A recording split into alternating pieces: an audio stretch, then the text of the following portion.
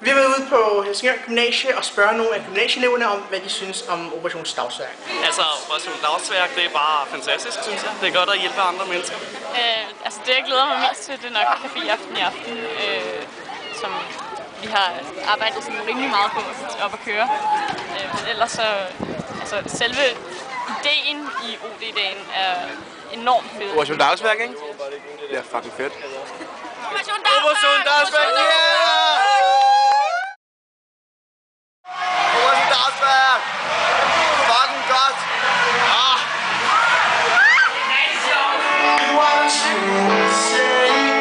Operation Dagsværk er det eneste, der findes i verden, som virkelig er til for at engagere sig i. Jeg elsker det med mit liv og min sjæl. Og jeg elsker jer. Jeg elsker øl. Og jeg elsker rigtig mange ting. Operation Dagsværk er super fedt! Woo! Vi sælger masser af toast og drikkevarer og mad. Langsomt og præcis. Go Operation Dagsværk! Det er fucking nice! Han lader være med til det, det er fucking nice!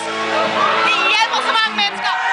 Det er det fedeste nogensinde! Det er... Grunden til, at vi står her, det er sgu fordi, vi støtter folk. Vi støtter folk i Burma. Burma, det gør vi. Jeg vil gerne sige, at Operation Dagsværk er super nice. Det er bare en god sag, og man skal bare støtte det ved at drikke masser af øl, mand.